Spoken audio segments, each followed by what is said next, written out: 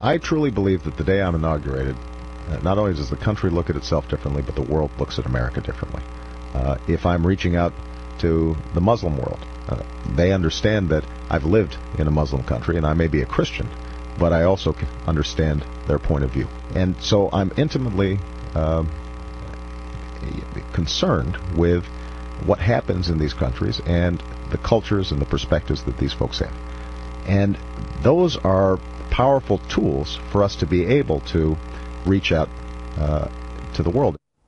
That was candidate Obama making what may have been the most grandiose promise on the 2008 campaign trail. I think, judging by the deadly violence now out of the Middle East, President Obama has clearly failed to deliver on that statement, as well as many others. And while the violence has taken over the headlines, it hasn't really taken over the Oval Office, as our president made sure to attend at least 3 campaign stops while one of the biggest international crises were unfolding before all our eyes. And then, in a stunt that should have every American scratching their head, our president turned down a meeting request with the Israeli Prime Minister Benjamin Netanyahu. Now, his team cited a scheduling conflict as the reason. And still with us for the hour, the one and only Donald Trump. The scheduling conflict, you're friends with Letterman, right? And I see on his program, Letterman, Beyonce, and Jay-Z. Well, nobody understands this one. And even from a purely political standpoint, I cannot imagine why he turned down this request. And this was a request from Israel, essentially. Yeah. And I cannot understand why he turned it down. From a political standpoint, it was amazing. I mean, people are going like, what happened? They don't understand it. Maybe we can get a little insight to this, because remember, he pushed Israel to 67 borders. He abandoned Bibi, the Prime Minister of Israel, our closest ally in the Middle East, in the Oval Office, and he said, you get in contact with me if you want me back, because things weren't going his way. But this hot mic incident with Russian President Medvedev, watch this. This really takes your breath away. This is my last election. Yeah. After my election, I have more flexibility. Yeah, I understand. I transmit this information to Vladimir and understand.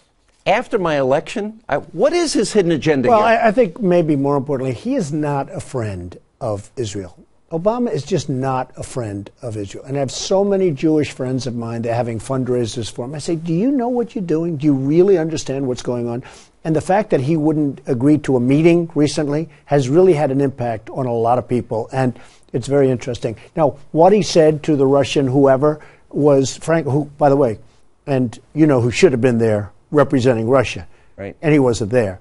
But what he said, it never bothered me. Maybe that's the way business is done. Maybe it's not. What is his hidden agenda? What is it? I have more flex. What else is he not telling us? Well, it bothers a lot of people. I know it bothers you. It always bothered me less. It shouldn't have been said. Certainly he shouldn't have. I think what bothered me is that he talked this way in front of an open mic. He didn't know he's wearing a mic. So I think that bothered me maybe more. But what does bother me is that he is not a friend of Israel. And people are just beginning to realize this. Yeah, it's pretty dangerous. So we got the situation. This drives me nuts. You tweeted about this a lot recently. He never saw the Muslim Brotherhood coming. Kicks Mubarak out. Hard to believe. We're still giving them $2 billion. Right. And he's surprised that the Muslim Brotherhood that said the Quran is our law and Sharia our way and jihad is what, the highest honor, highest calling, that's been their motto. And he didn't see it coming? Maybe he likes that. Who knows? Maybe he likes that. But the fact is, billions and billions of dollars goes to Egypt. Billions of dollars. Every year. And we continue to pay it. And I'm trying to figure out what's going on. And why didn't he protect Mubarak? Why didn't he protect him? Why didn't he do something? He pushed him out like a dog. And, not only in that instance, but other people say that are in that same position as Mubarak say, well, why should I be defending the United States when if anything happens, if the tide goes against me, they're going to push me out also. So it's a very, very sad commentary. And, when you talk about foreign policy and foreign policy presidents, I think he goes down as the worst in the history of this country. See, but this is their foreign policy excuse. I got bin Laden. Now, we couldn't show the body of bin Laden because that's spiking the football. Now he's running around telling anybody who'll listen he killed bin Laden. Here's what bothers me, too, is they blame this on this video that was released, a trailer to a movie that nobody has seen, and then Jay Carney, his spokesman, actually says, oh, no, it's every embassy, Tunisia, Sudan, Cairo, Libya, 4 people, 2 Navy SEALs, an ambassador killed, and then Jay Carney says this isn't about, they're not attacking America. This is what he said.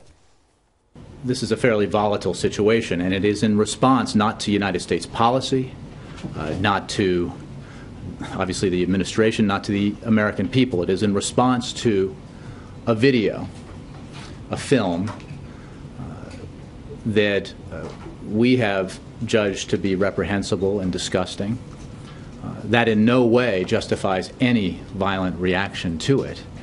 But this is not a case of protests directed at the United States writ large or at U.S. policy. This is in response to a video that is offensive and to Muslims.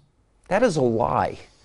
It is a lie. It's in response to a lack of respect for our leaders and our country. That is only, they're using that as an excuse, and they're continuously using it. And anybody looking and viewing that video knows it was made by a total whack job with no talent whatsoever, and they know it too. Yeah.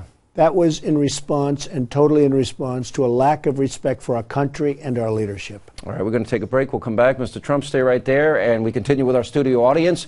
More as Donald Trump weighs in on what he knows best, building the economy. And guess what, Mr. President? He actually did build it. This is the atrium of Trump Tower. We have Starbucks here. We have Gucci. We have great food, great everything. And it's really become one of the top tourist destinations anywhere in the country. You all like Trump Tower? Do you like Trump Tower? The best. 57th and 5th, right next to Tiffany's.